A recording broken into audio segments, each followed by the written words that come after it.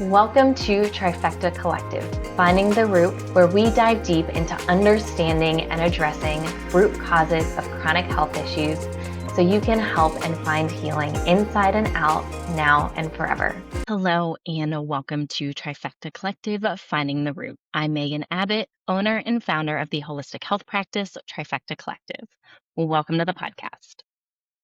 So today I'm going to share a little bit of my experience with a protocol I've hinted at a few times on social media and stories and newsletters, all various forms of content that we produce here, which is the mental and emotional detox that I just wrapped up.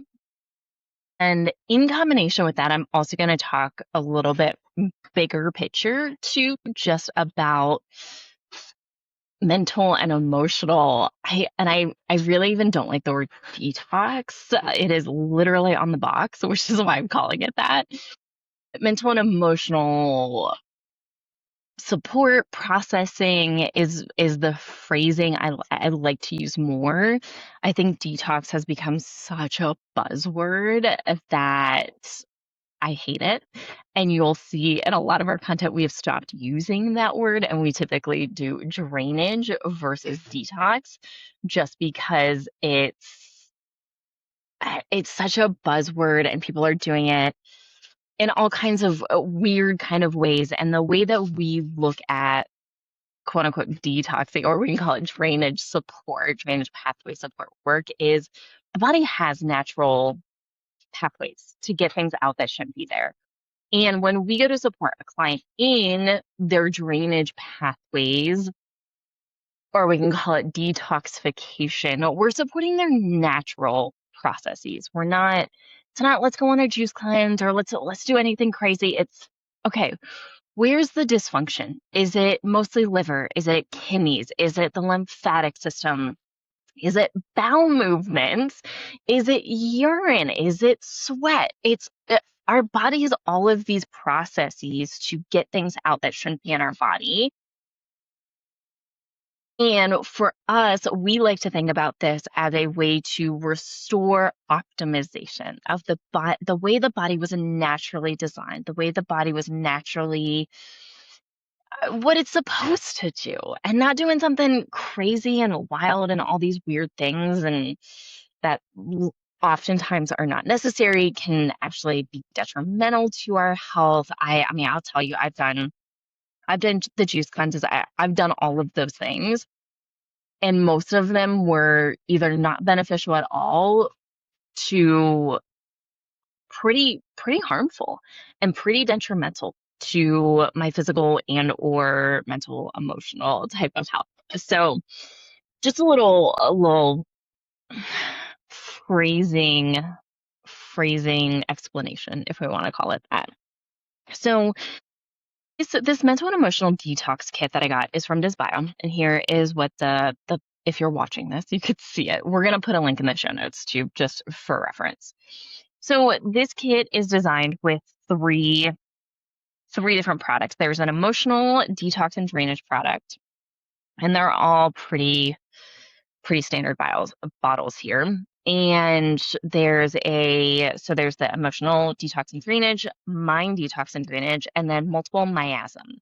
And the multiple miasm, when you read into this a little bit more, this is really supporting drainage pathways. If that's the gist that I've got.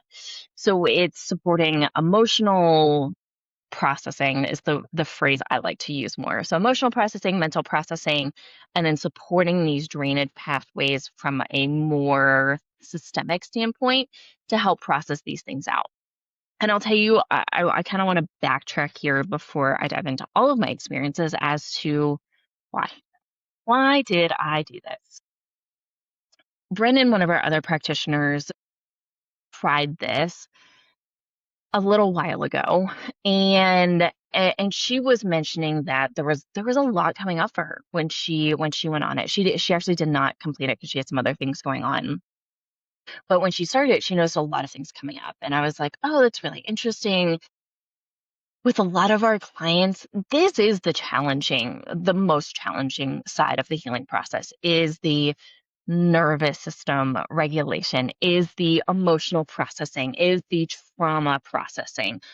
All of these kind of bigger pieces, this one kind of pillar that we work with, it can be the hardest. And I'll tell you from me, and if you've ever worked with me one-on-one, I say this all of the time, that this is the hardest work. This is the hardest work that you will ever do. And I know nutritional changes can be challenging, adding in supplements, going through protocols. Like, I know all of that, like lifestyle things can be challenging. And this side of things, nothing compares to the challenges that this can bring up. And I think for me, and I also think, just with all of the client work that I've done, and keep in mind, for most of my one-on-one clients, this is the work that I'm doing for the most part. I do work with a handful of very complex cases where, of course, we're doing other things as well. But I'll say, by and large, a lot of people work with me directly long term for this kind of support. And it's the hardest, and it's never done. I've never met anyone who, if they're not coming from a place of strong ego, and I'll tell you, I have met a handful of men in the space, in the more holistic healing type of space, who they're like, yeah, I'm done. I did all the things. Okay, cool. I totally don't believe you. And I think your ego is just getting in the way. From my personal experience, I just don't. I mean, this is always a part of our lives. We're always processing emotions. Things are always coming up. Things are always shifting and changing, and that can bring up emotions. That can bring up patterns, thought patterns, mental and emotional patterns. Just patterns that come up that we learn as children, as teenagers, and sometimes we don't even remember learning. There's really interesting research showing of what happens to you between the ages of 0 to 7, which most of us cannot remember most of that. That essentially shapes our nervous system for the entirety of the rest of our lives. Let's just take a moment to think about that. 0 to 7. Maybe you had brand new parents. Maybe you had really young parents. Maybe your parents were really stressed out about money, about having a brand new baby, about having another new baby in the house. And there's an adjustment period from a parent side. And I'll tell you, I'm not a parent, and I hear this from parents all the time. So I can imagine this. And this is largely shaping your nervous system for the rest of your lives. That's pretty wild. It's pretty crazy. And so it's just really interesting. If you're interested in learning more about that, Gabor Mate has some really good, I mean, he has books, he's done podcasts. He is one of my favorite people kind of in this whole space. He also has a whole section on addiction, which I found really interesting and really got into during some of my healing process, but growing up with an alcoholic and understanding more about addiction and where this is coming from and how it shapes people and how it shapes their brain and how that can then impact everyone around them. So really, really interesting work. So I'm always looking and always open to trying some new and different things that may feel supportive for our clients, that may be supportive for me, that may have just different uses. And so this one was really, really appealing, given Brendan's feedback. I actually had someone from DesBio, and I've used a couple of their products in the past. I've done some work with homeopathics in the past. I am not well versed in it or well trained in it. I also have used it specifically for a handful of things that I have found it to be very helpful. I will also share that from a bigger picture perspective, if we're looking at a lot of long-term chronic issues, inflammatory issues, chronic viral issues, chronic gut issues, definitely mold issues. I'm trying to think of some other, autoimmunity type issues. I have not found homeopathics, once again, from the people that I've seen, from the people I've worked with, from the work I've done myself. I have not seen them move the needle a lot. And I have used and continue to use homeopathics for a handful of things. allergy support is always one of those things. And I'll tell you, I always have a couple homeopathics kind of on hand for allergy season. I have one specific one that is like regional based that, man, last year in Arizona, being here for the first year during allergy season, whew, it was a really rough time. And I tried a whole bunch of stuff to try and help and support just a new allergies. Just I was in a new environment. We were obviously going through a very stressful time at that point. Jonathan had just started his cancer treatment. So there was a lot going on just overall, anyways. So I've used it for that, used it for like some viral, like very specific viral support. And I think, and then most recently, I've also tried a couple other Desbio products.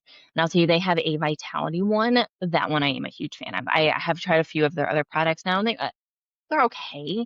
I haven't noticed massive differences, but their Vitality little bottle, I'm a huge fan of. I use that sometimes in the afternoons if I've got a really heavy call load or I'm going to record a whole bunch and just want a little bit of an uptick in energy and focus and concentration. I find that particular product to be very, very valuable and beneficial specifically for that. I I used it every day for like a week or two and didn't notice a big difference, but I did notice a bigger difference when I was using it for very specific moments or time blocks within my schedule. And once again, I think all of these things have a time and a place, depends on the person, depends on what they're doing. Okay, so getting back to this. So I did this for, it was about 6 weeks, and I started at lower dosages. Typically, how they're recommending it is 30 drops in like a large bottle of water to be slowly sipped throughout the day. I'll tell you, I tried that and it tasted so gross to me. The alcohol content in these, for me, as someone who doesn't really drink anymore, very strong alcohol flavor. So drinking it in that capacity did not go well. It felt like I was drinking straight vodka, if I'm being really honest, and it was super gross to me. So for me, that was not a viable option after the first day of doing that. So I just put the drops under my tongue a few times a day. And I started off with 2 drops, went to 4, went to 6, and then went to 10. 10 drops 3 times a day under the tongue is kind of where they're leaning with this. And at first, when I was just doing 2 and 4 drops, I just put them all 3 out of our tongue, hold it for like 30 to 60 seconds, and then swallow. By the way, the flavor doing that, not terrible, not bad at all.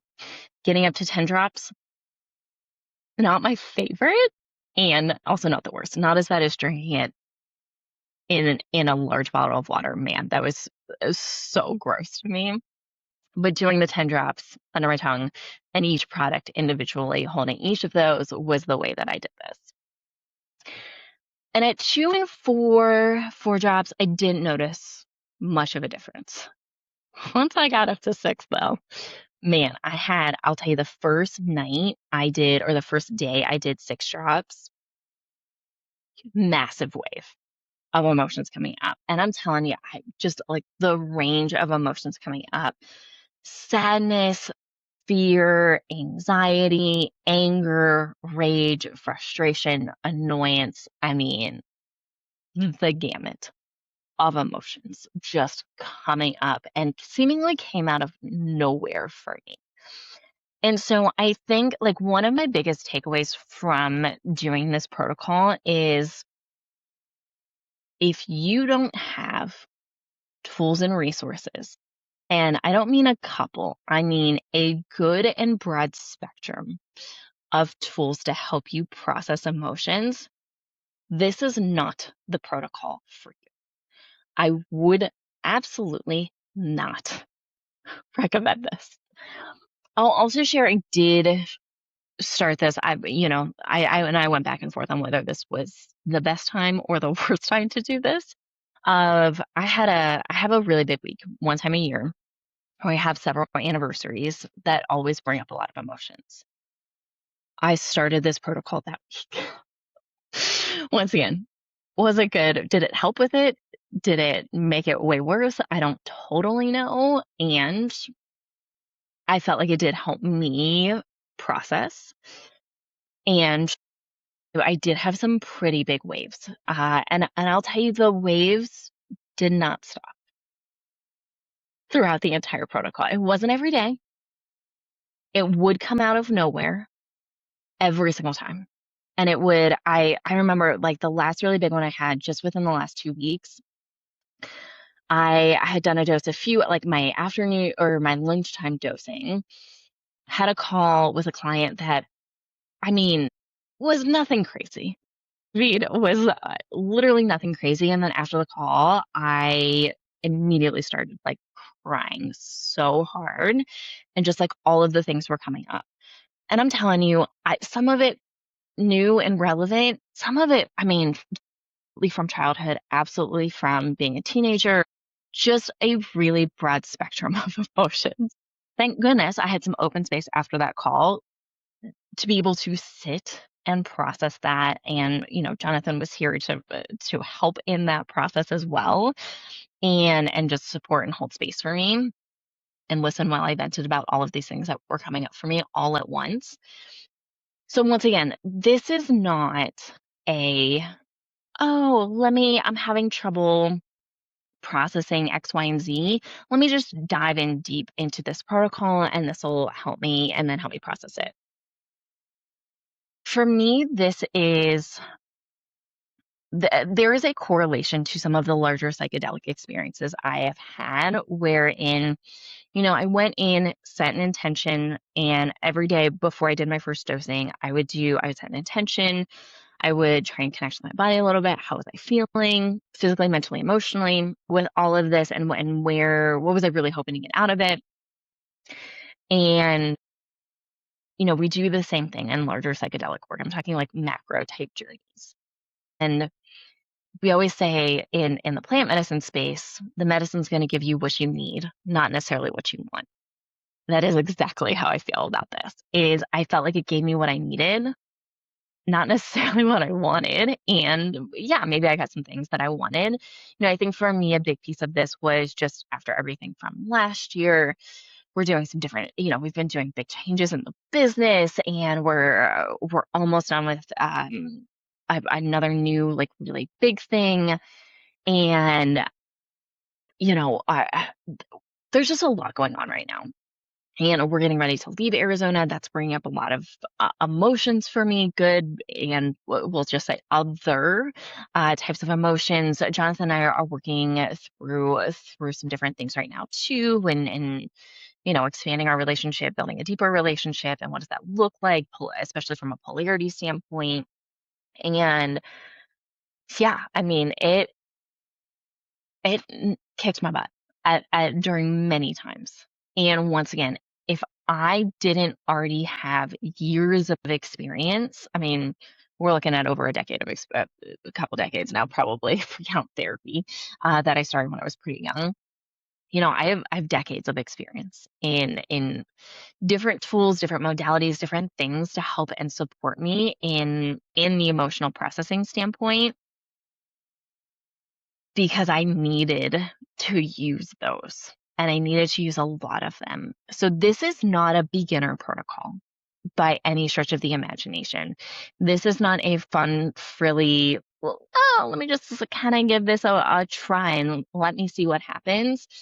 No, this is if you feel very capable and have lots of tools in your toolbox from like that mental and emotional standpoint, emotional processing, trauma healing, trauma processing, all of those things. Yeah, I think this can be a valuable tool. And I do feel like it did give me some space from a nervous system perspective. I love talking about the stress bucket. And I felt like, and I'm still going back and forth. I'm about a week out from finishing it, and I think it did give me some more space, meaning it took some things out of my bucket, but I also think it helped me expand it just a little bit. And if I had a medium bucket, maybe I have like a medium plus bucket now. And so it did give me that extra room and space. But once again, like, this is not for beginners. And from more of a mental standpoint, cognitive standpoint, I don't think I notice a major difference from that perspective. Now, I'm also going to say that I went into this not experiencing much brain fog, much cognitive issues, many cognitive issues. Like, I don't have a lot of like recall memory issues. I do keep a lot of lists, but there's also a lot of different things going on from a business perspective and life perspective. So for me, it just helps keep everything organized in my brain, having a lot of lists. I've got a lot of sticky notes all around me from a work perspective. So all of those things are helpful. But I didn't feel overwhelmed from a cognitive standpoint. So I don't notice a major difference there. And I do notice a pretty big difference from an emotional standpoint. And it also gave me some really interesting things to continue to focus on. Anger and rage are not very common emotions for me. It's really hard to get me super angry and mad, to yell, to have that come up in me. It's just not very common, and I've had one larger journey experience where I did have a lot of anger kind of lingering and some challenges to process that, and I've definitely within just this year alone, I feel like I'm having some of those things come back up, and it feels very inner teen related and very much like, maybe a shift out of some of the inner child kind of work and more into this inner teen kind of work because it feels like anger, it feels like rage, but it also feels kind of angsty is the best way I can describe it. And I feel very called to listen to a lot of the music, a lot of like, emo alternative type music when I was, in my mid to late teens kind of phase and going through all of that. And that's a lot of the music that I listened to around that time. Felt very called different times this year so far to really bring that music back and listen to it, which really once again like is further confirmation for me that some of a lot of this anger, rage, angsty kind of feelings are inner teen related and are ready to come up to be processed. I also want to share that pretty early on in doing this, I had been doing a lot of brain retraining, rewiring work, and a lot of my mindfulness activities had revolved around that. And I actually shifted the focus to more energy type work and felt really called to do that. And once again, this is where I think just having a lot of tools in your toolbox really comes into play and looking at my energetic body, looking at holes, looking where maybe there were some leakages coming out. Obviously, I do a lot of deep emotional type work with clients and hold a lot of space for clients dealing with quite the variety of big issues, big challenges coming up in their lives, health wise and other. And I felt like the combination of this kind of protocol with the deeper energy type work, and you guys know I love Christina the channel, Christina Rice, for all of that type of work. She is my go-to person. So I have introduced some of her work back into my life on a regular basis and felt that had been very, very, very supportive. So I want to acknowledge that. And the other thing I do want to also talk about, and once again, like let's zoom out a little bit. When you're doing bigger, deeper emotional type work, one, this things can come up out of nowhere. And so being aware of that, and for me, one of my mentors said to me, man, this is at least a year ago now. She said this to me, and I think about it almost every single day, is I have trouble falling apart in front of other people. And absolutely, like this is a significant thing. And so leaning into or trying my best to lean into asking for help, asking for support, being okay falling apart in front of someone who's safe can be a real challenge for me. And so being able to, one, feel my feelings in the moment as much as I could. Now, none of us are going to be 100% perfect on that.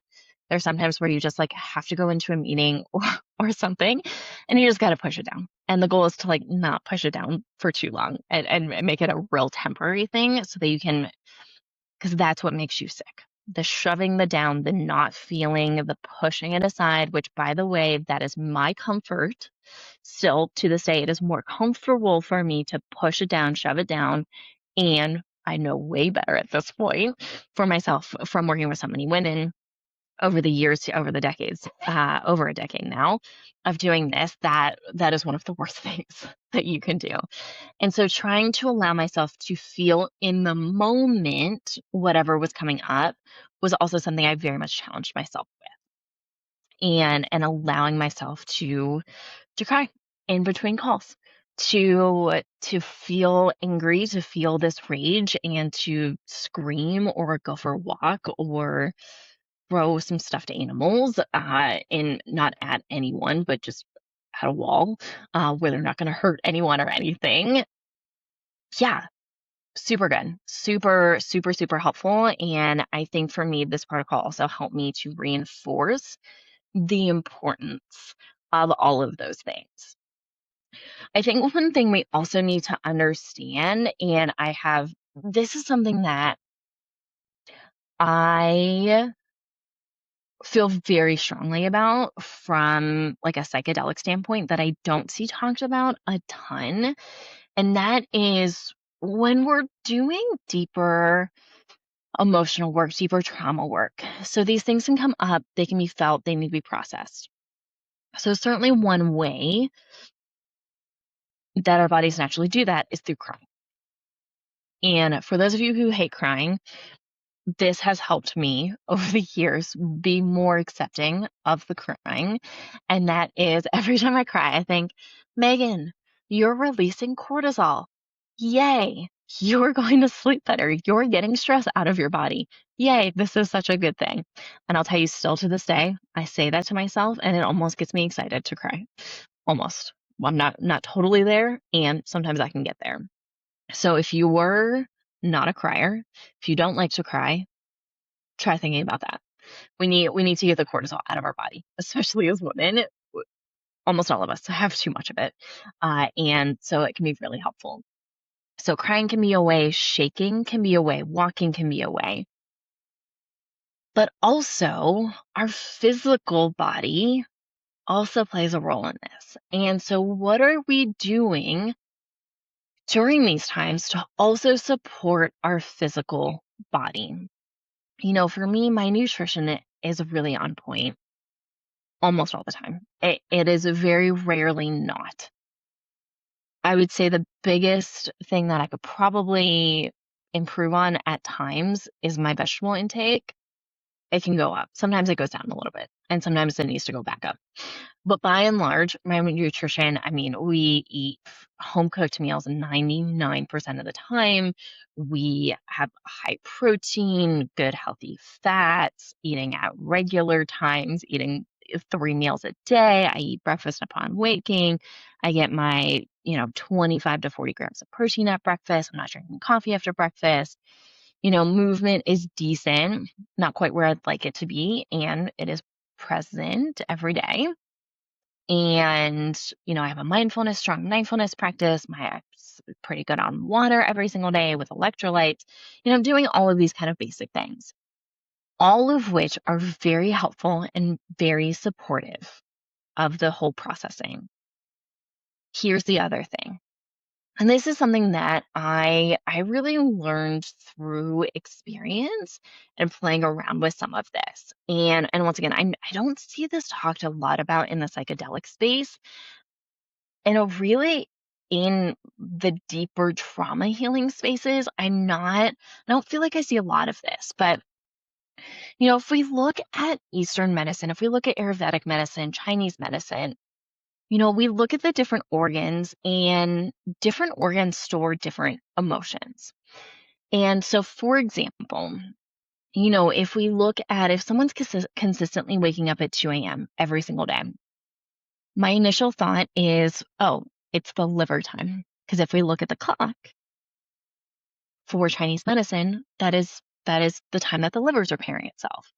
So is it the actual liver that's repairing itself? Is it, are you working on the detoxification process, and does your body need a little extra help and support with that? Or are you processing out anger and resentment, which are primarily stored in the liver? Same thing with a 4 a.m. wake up. Like, definitely it could be a histamine dump, and depending on the person, I'm going to dig into that. But also, that's the time when your lungs are repairing themselves. Lungs are commonly associated with grief and sadness. And I'll tell you, there were days where I was up between 4 and 4:30 and I was not going back to sleep. And 100% it was related to processing grief and sadness. So we also need to be, I think it's very helpful to be mindful of this side of things as well, and making sure that we are supporting our body in the way that it needs to. For me, largely during this kind of protocol, I was focusing on liver support. So castor oil packs, really, really big. Any day that I felt one of those giant waves of emotion coming up, I tried really hard to do a castor oil pack that day, if not that day, the following day, just to help my body process out all of the emotions, not just anger and resentment that is stored in the liver. The liver is our master filtration organ. And there's a variety of other organs that also help and assist with this. Kidneys play a role, our lungs play a role, our spleen plays a role. Bladder can have a direct impact on the liver. And so if you don't have a gallbladder, this is also something I take into account when we work with a client who doesn't have a gallbladder. Not only do we need to look at gallbladder support, what kind of extra pressure has been put on the liver because there is no gallbladder from a physical standpoint, but also from a mental and emotional standpoint. And so all of these things, in my opinion, play a really big role. And so how are we supporting drainage pathways? Are we having a bowel movement at least once or twice a day, like a good, solid, complete bowel movement? Are we having those at least once a day?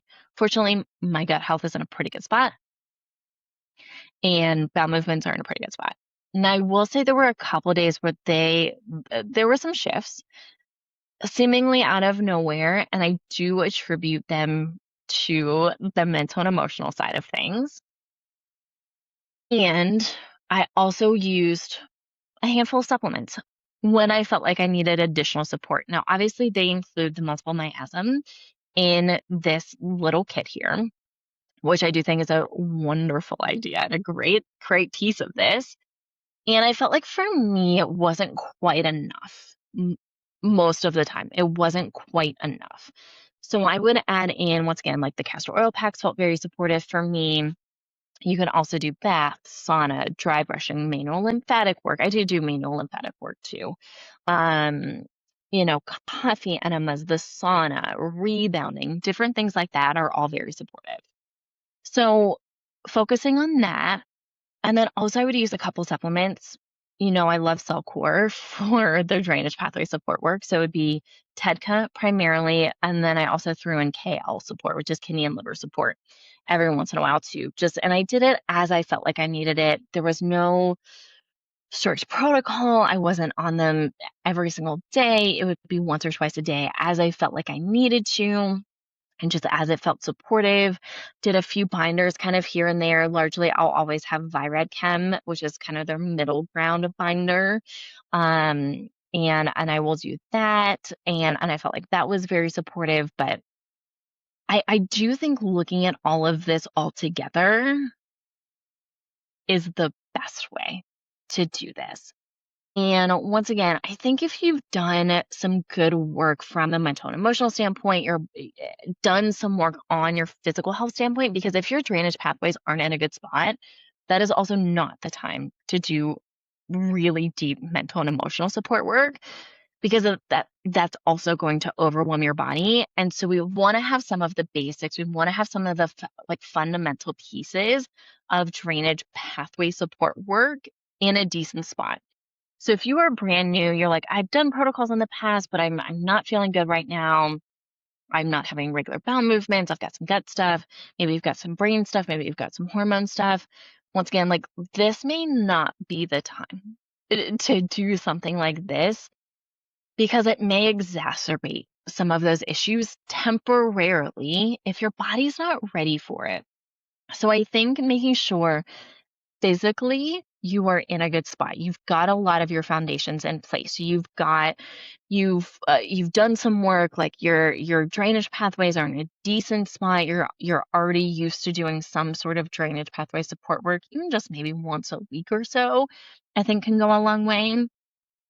Nutrition's decent, hydration's decent, like all of these things are decent. I don't think anything needs to be perfect, by the way, just decent. And then I think also having done previous work and having a variety of tools in your toolbox can go a really, really long way and are a non-negotiable for this kind of work. And I also say that for people looking at other different types. If you were in therapy to do EMDR, if you're doing psychedelic work, if you're doing different types of trauma therapy work, somatic type work, so many of these people that are so amazing. There's so many amazing people in all of these spaces. And I think sometimes it's really missed the zooming out piece of how is your body ready to process this? And is your body ready to process this? And I have an old friend back in Virginia who is a trauma therapist. She does EMDR, and we've had many conversations around this kind of topic and making sure someone's ready to go into some of this bigger, deeper work and how she really views like someone really does need to be in the right space physically, mentally, and emotionally to start to dig in deeper into some of these levels because it can bring up a lot. It can activate you physically, mentally, emotionally, spiritually. I mean, all of it. And so doing some prep work to get your body ready, to get your mind ready, to get your emotional body ready, I think all of this can go a really long way. And one of the things I really appreciated about her approach to EMDR was making sure someone was ready. And it wasn't, if they weren't ready, she had other modalities that she could pull from and in preparation to getting someone ready to do this kind of deeper work, this EMDR type work, that can be so great and so beneficial. So before you think about doing something like this and or even bigger picture, just a lot of bigger, deeper mental and emotional type work, know that there's a lot of layers to this. It's not just about the mental and emotional piece. It's not just about the trauma piece. It's also about your physical body. It's about what else do you have going on in your life? And do you have the capacity and space for when these big emotions may come up? And what tools do you have access to in order to support yourself during this period of time? I think that's where I'm going to stop. If you have additional or specific questions, please send them to us. You can just comment on this. You can email us info@trifectacollective.net, comment on social media, DM us on social media. Happy to answer some specific questions if you feel like this might be the right next step for you. Really open to talking more about this. And I do want to give a little bit of a bigger overview just because I've had so many people reach out to me and be like, oh my gosh, I cannot wait to hear about this. Is this the right thing for me? Do you think this would be supportive for me? It's like, let me do this podcast first. Let me share some initial thoughts and then we can have a deeper conversation. So once again, if you have specific questions, like reach out to us. I'm happy to do like a little bit of a Q&A if that feels supportive here on the podcast or just kind of individually, let us know. As always, please like, subscribe, follow. If it resonates, 5-star reviews really, really, really do mean the world to us. Thank you for listening and we'll see you next time.